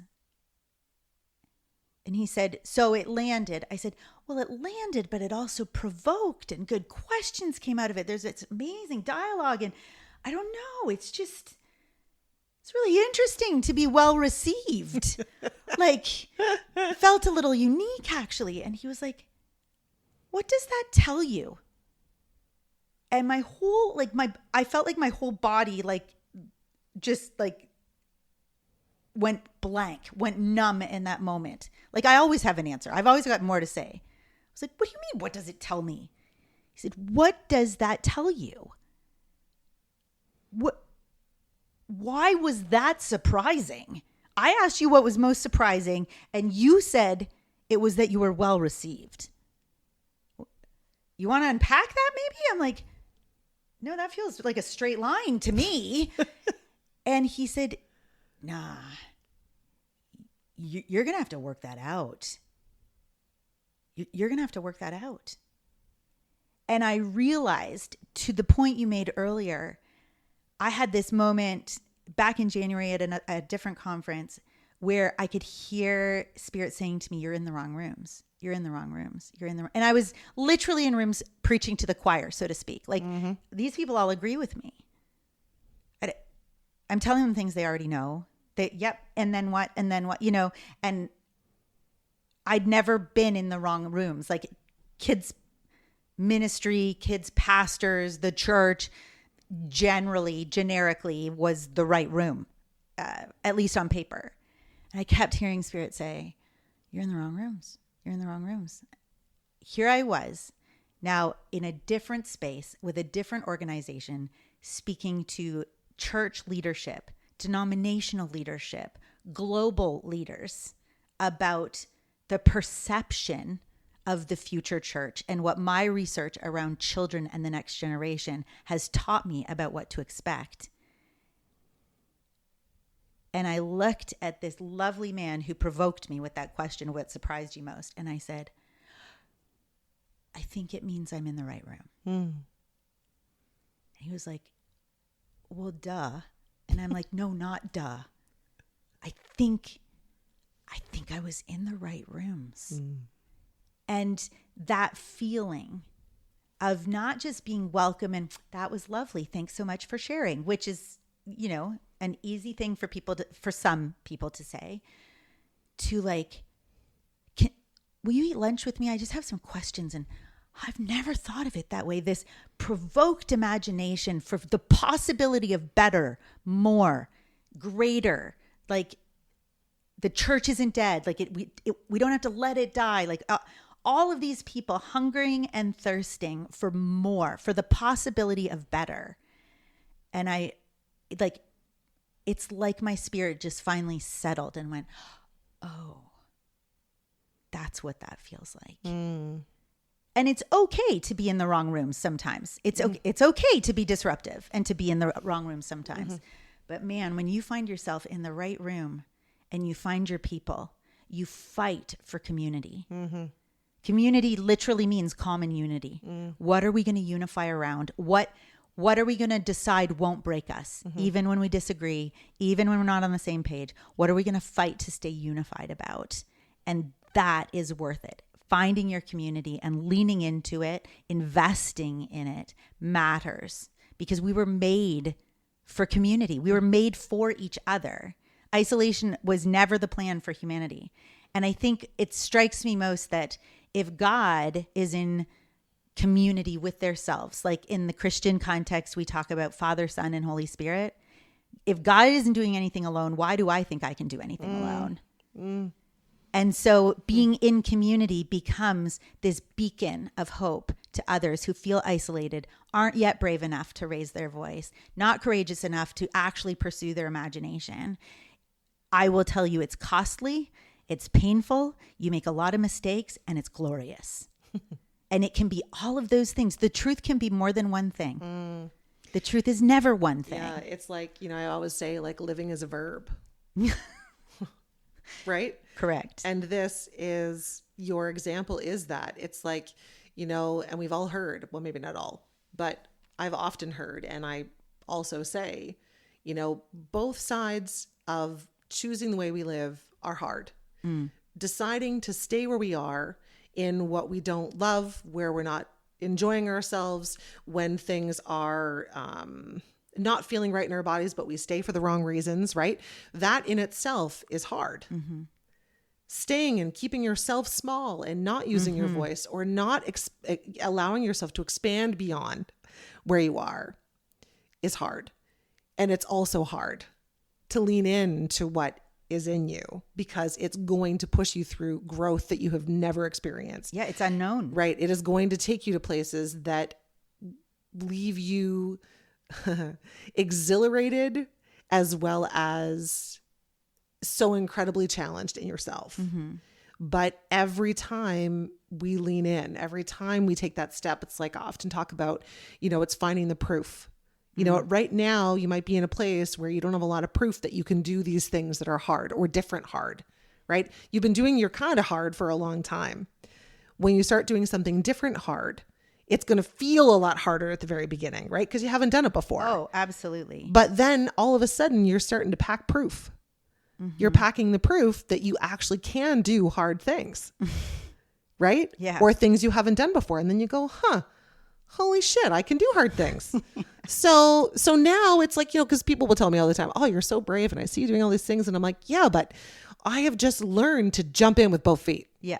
If it feels right in my entire body, that's how I operate. If it feels good for me, and I'm also scared shitless, I know I'm on the right path. Right. So I just jump in, because I know that one of two things is going to happen. It's either going to work and it's going to move me to the next place, or it's not going to work and it's going to teach me something about where I need to go next. Yeah. And I know that to be true from having all the proof of trying so many things I hadn't tried before. But when we stay in a place where we're not trying, right, then we don't know. We just know our hard. Yeah. And, I think that this whole conversation, it's everything is surrounding just leaning into the unknown, leaning into what is calling you. And, it's funny because people will probably say, oh, the Spirit's talking to her. Yeah, sure. And I feel like people probably think that sometimes when I say some of the things that I say, but it's like, whatever you want to call that, we all have the voices that come to us. We're not nuts. Like, it's there, right? It's like the dreams come in that form often. You should do this thing. What is that? I can't do that thing. What are you, crazy? And then that dream comes again, and that dream comes again. It's like these messages come, that intuitive thinking, that intuitive, direct line into who we are and what we're meant for. it is coming to us, and everybody listening to this has had those messages, but oftentimes we choose to ignore them. Right. And we stop listening and we stop searching for them. And what I have found, and maybe you can agree, I don't know, is that the more that we lean in to listening to ourselves and following the love and following what's coming through us, the better we get at listening to those messages, and the louder they get, and the easier it is to follow them. Yeah. Because you become more tuned in to what's right. Next thing you know, everything's aligned. It's like when you see people really struggling, like I now am in a place where I'm not struggling like I've struggled. And it doesn't mean that everything has fallen into place yet. I'm allowing the pieces to fall where they're going to fall and moving at the same time, right? Making choices and moving forward at the same time. But I don't face the struggle I used to face because I was always battling uphill. Right. And when we stop battling and instead just start inviting, like we've talked about, and you've talked about, that curiosity, the trying, you know, if there's anything that I'm here on a mission to do, is to just encourage people to just do that. Just lean into what's curious, because it's for you. Yeah. It can't not be. Yeah. It's for you to redirect you, or it's for you to take you to the next place. Right. Where then you're going to get the next thing and the next thing. Like, that's just how it works. Right. You know? Yeah. Yeah. 2 Januaries ago, I had been asked multiple times by people, have you written a book? You should write a book. That sort of, you know, should is like one of my least favorite words. Me too. And so I'm like, well, just because you said I should doesn't mean I'm going to. And like this idea of writing a book, like, we are sisters from other misters, P.S. Just saying. And just this, like, when would you sit down and write 200 pages? Like, who? No. And the truth is, I probably have thousands of pages worth of blogs, articles, preaches, teachings, workshops that I've written. But the idea of writing a book, I'm like, what does that even mean? Like, do people just sit there like and start writing? Like, what does it even mean to write a book? And who can sit still for that long? And so, no, I haven't written a book. And that was 2 Januaries ago. It was just in a moment when I was praying, I was talking amongst some of my trusted people that were traveling with me. And I realized it was time. That not only had the nugget of what the book needed to be about get dropped inside of me, but that all of the words had somehow flowed in and just now needed to come out of my body. Like I had this like experience of just like, oh no, I have to write this down. Like I have to. And so I set aside a week, because that should be good enough to write a book, right? I set aside a week in June. So I gave myself all that time between January and June to sort of collate what this book would be. And went to my dear friend's parents' house in northern Scotland to live in what's called the Pine Cone, and sat in a treehouse to write a book. I had a week to do it. And it turns out I can write a lot in a day. I can't write a whole book in a week, but I can write a lot in a day. And I lived my best Snow White life. Like, there's birds and butterflies landing on my laptop while I'm typing, and just having this like completely unbelievable, like wildly Disney-esque experience of, oh, isn't this how everybody writes books? They just squirrel away in a tree for a week and out it comes. And all I felt I had to do was write it down. If nothing ever came of that book, I would be totally fine, because the dream I didn't have was, I want to publish a book. I realized there was a difference between I need to write this down and get it out of my body, and I want to be published. I'd never said the words, I want to be a published author. I want to write a book. I wanted to write a book. The book wasn't for me or for anybody. It was just to get all of this stuff inside of me out. And it wasn't the dream to get published. So it didn't occur to me that most people, you know, have this book that they birth and then they shop it around to publishers. And there's this whole, I have no idea what that process is. I finished the book. Like, I took little chunks of time between January 23 and November 23, and put it all together, and it lived on my Google Drive. And I had been talking with a colleague about publishing it, and then we were like, you know what? Now's not the time to publish. Let's shelf that idea. the next day I got an email through the contact form on my website, which, if you know how contact forms work, they're almost always trying to sell something to me or getting me to sell myself to something I do not want to do. Contact forms they're like a spicy way to reach it. Like, I just thought, wow, that's kind of spicy. That, like, is this even legit? And I've had all kinds of things come through contact forms. So I Google the name at the bottom of this email that came through the contact form, and she's the acquisitions editor at a publishing house. We think you have a seed of a book in you. I'm like, girl, I have a tree like that is, it's full grown. Like, it's, you think I have, oh, okay. So now that I've Googled her, figured out who she is, I write her an email and say, it's not a seed. I have a book. But I doubt you'll want to publish it because no one wants to publish on this topic. She's like, let's hop on a Zoom call. We hop on a Zoom call. She goes, what's your book about? And I said, it's about how to eat a mango, is what I said. And she's like, okay, you're right. That's probably not something we want to publish. Tell me more. And the whole metaphor about how to eat a mango was really about how to get to the juiciest, most sweetest, delightful bits of scripture so that people can figure out who they truly are. Like, how do we get to the inside? How do we flip it inside out? So I called them mango porcupines when my kids were little, when you dice it up and flip it inside out.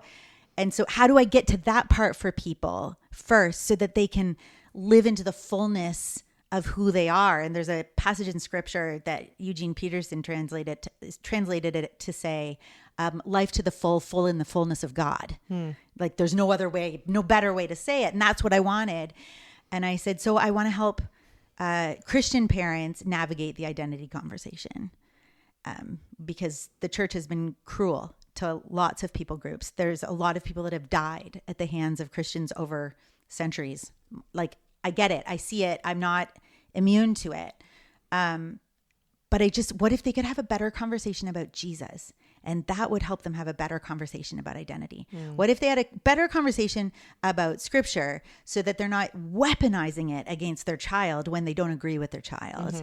And so it was just, and so this editor looked at me and she goes, that we want to publish. I was like, oh, I'll just, like, it's on my drive. I'll just spit it over. Like, it's written, it's done. I have it. And so we went on this journey together. And by January of this year, I had signed with this publisher and the book will be out September. So it happened very quickly. But like I said, it was never a dream to write a book. It was never a dream to be published. But no, can we point out the obvious here? The very, very obvious to me anyway. Maybe not everybody listening sees how obvious this is, but it's like when you answer the calling inside of you and you do what you feel is right for you. Yeah. The timing of it may not be what you want. Yeah. But everything will work out for you when you start doing what your calling is to do. Yeah. Everything comes together. Everything starts to align. And that's not what we hear in the world. Right? We hear try, effort, keep going, make your plans, get that, whatever. And it's like, no, actually, if we just follow what feels right and stop getting focused on what it means to society to do this thing. Or the definition of success. Right. Like it is actually an internal feeling. How do I feel about what I'm doing with me? How do I feel like I'm being fulfilled? How am I serving others? How am I fulfilling a need or purpose in this world? Like, I think we all want purpose, right? Yeah. And instead of having to decide, and you even said at the beginning of this conversation was like, I'm the girl who makes the plans and who's right, who does everything in order. And this was not in order. Right. You were following what was in you to do. And then an invitation came and you responded to it. And I don't know if you've ever looked into your human design, No. Do you know what human design is? No. Okay, that's another part of the conversation. Maybe another podcast. Maybe when we finish this 3-hour episode, we can have a conversation. I'm just kidding. But it's very interesting how when we start to lean in, I won't get into human design because it's too big of a conversation, but it's like when we literally just lean into what feels right for us. And just do it for the right reasons for us, not caring what other people are going to think or what resistance might come as a result, but just in the flow of you, you are responding in your way that you are. Like you're doing what's right for you in the way that you do it.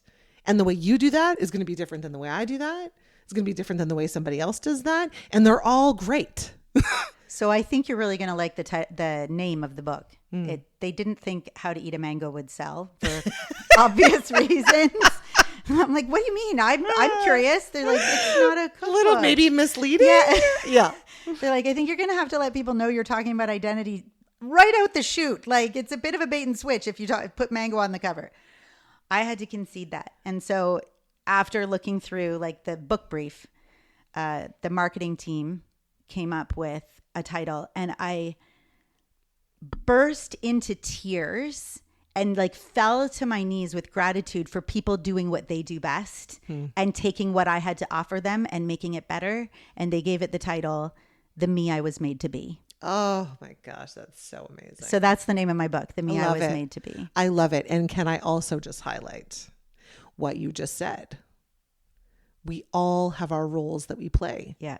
We don't all have all the answers. Right. We're not meant to.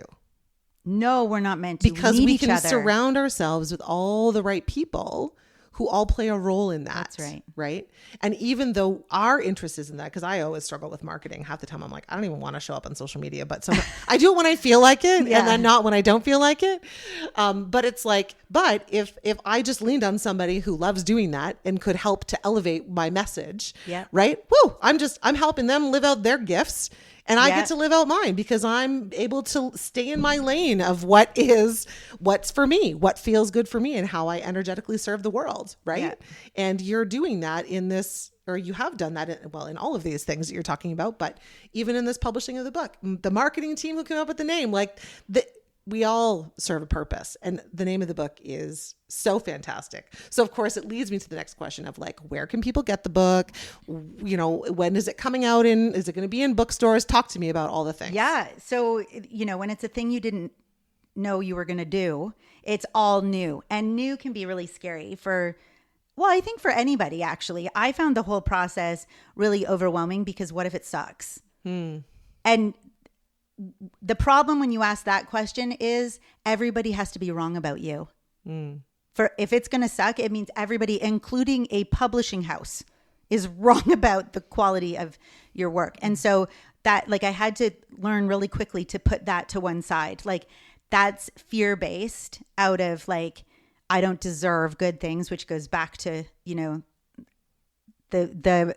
yes, I would say the cassette, given our age, that plays over and over, and then you rewind it with a Bic pen. Yeah. That message, that false narrative that keeps us small.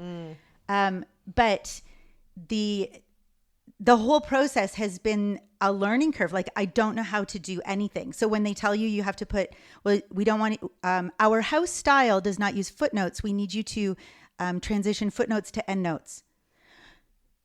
Asterisk, Google's transition footnotes to endnotes. Because tell me there's a button that does that. Like, where is the easy button for that? And it isn't as hard as I thought it was going to be. But, oh, by the way, our endnotes have to be in Chicago style. Well,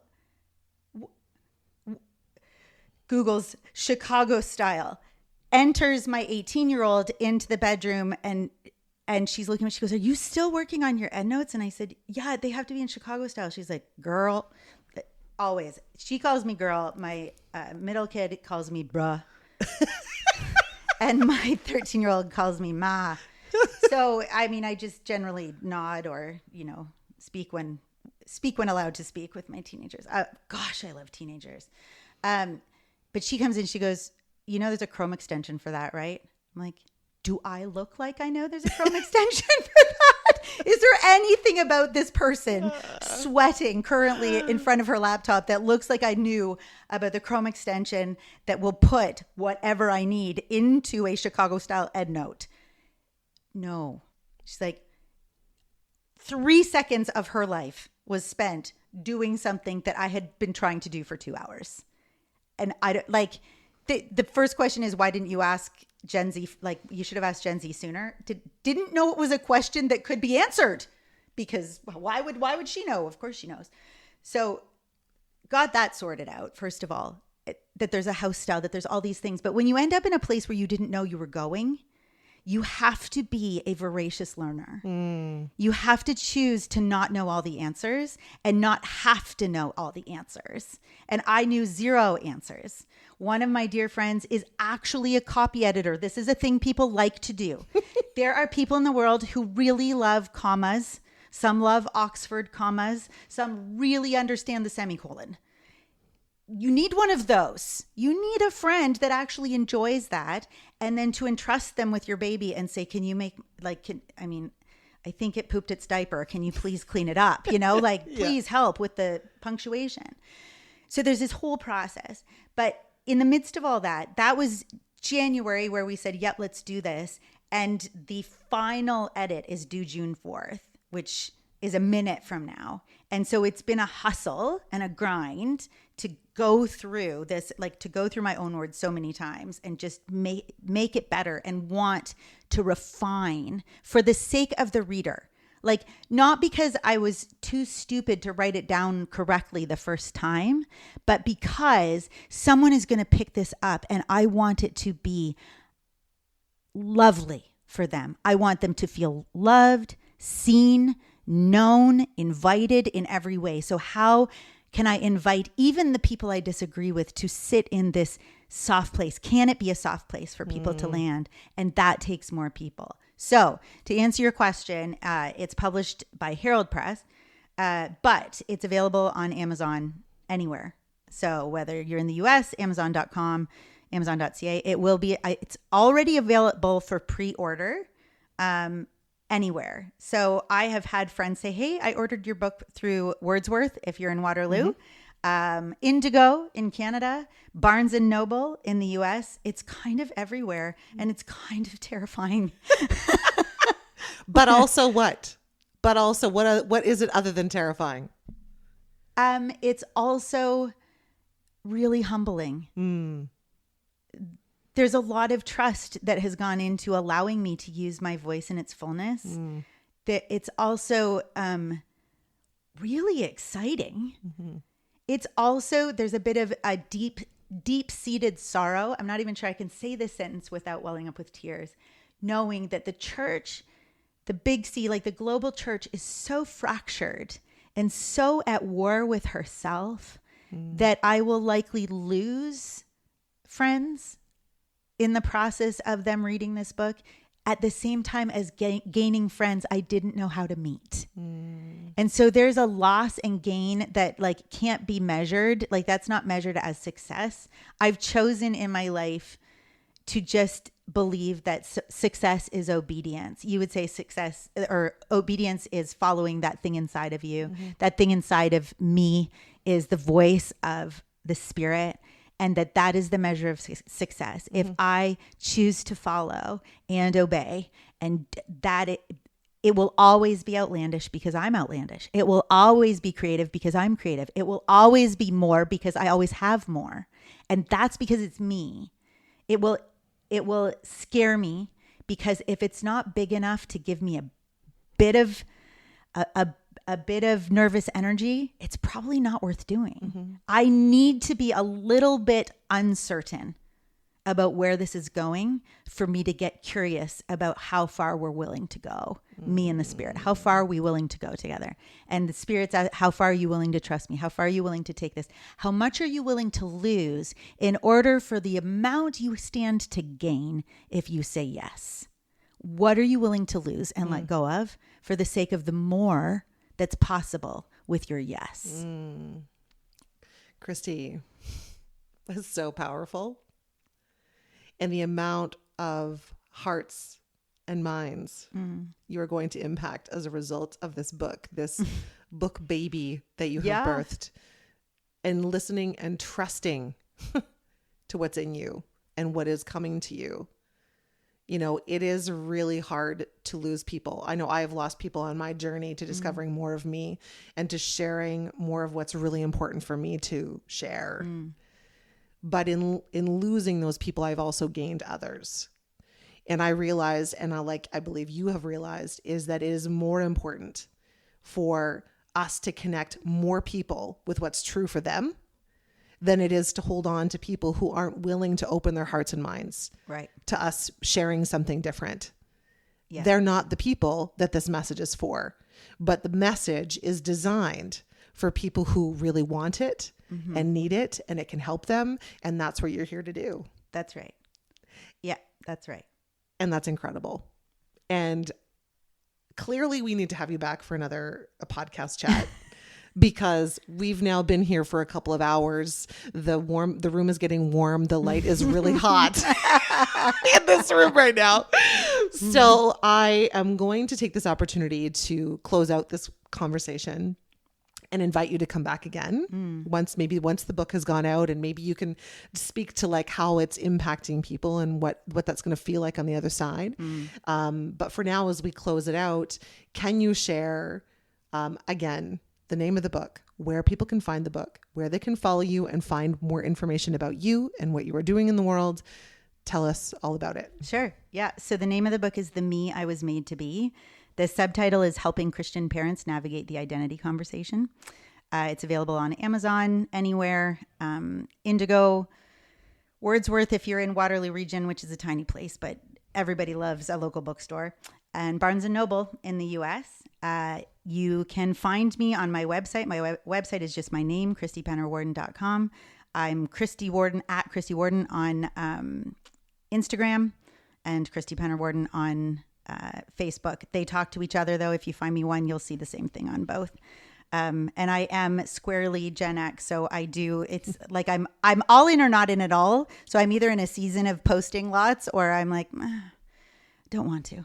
So so I come and go on social media. I have a feeling there will be more coming than going in the coming months as the book comes out, and as I revisit the words of my own book, whether they come out in quote posts or come out from the publisher. I'm anticipating that season of revisiting the words that were given to me for that book. But yeah, I'm publicly available.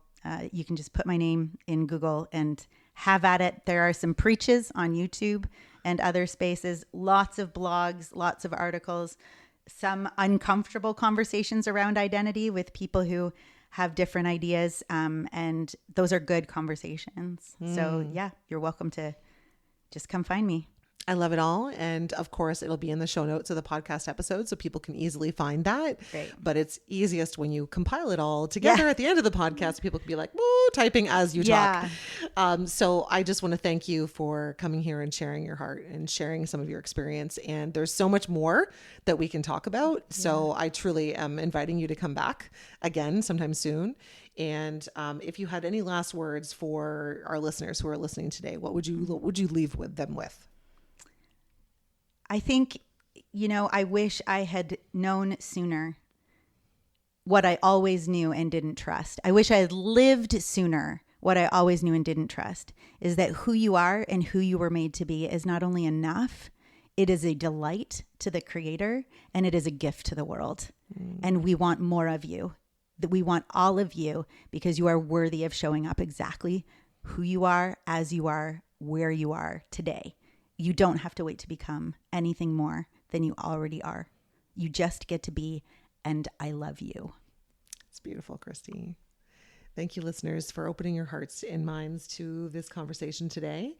And I invite you to respond to the episode. If you're on Buzzsprout, you can go ahead and comment back, ask questions. I will shoot them off to Christie if you do so, and have her answer them for you if they're directed to her way. And otherwise, I just want to, as usual, thank you for coming into the space and leaning into something different. I know that not every conversation that we have here is something maybe you even want to hear, but sometimes that's the best way to hear it. And hopefully this conversation lands exactly where it's meant to. Have an awesome day, and I'll see you next time.